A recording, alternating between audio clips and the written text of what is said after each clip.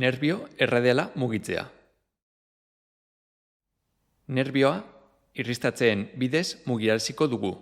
Mutur batean tentsioa sartuz eta bestean askatuz. Zutik jarriko gara eta sorbalda ariketa osoan zehar beheratuta egongo dela ziurtatuko dugu. Ukondoa luzatuta, ukabila itxita eta sorbalda barnera biratuta, horrela erpurua atzera begira geratuko da.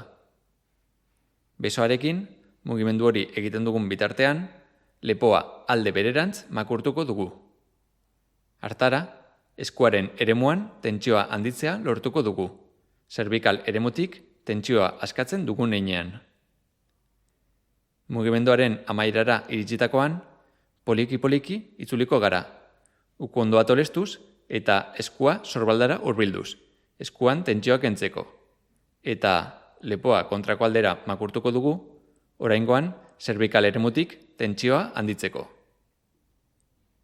6-8 errepikapeneko 3 serie egingo ditugu. Serien artean 2 minutuko atsedena hartuta.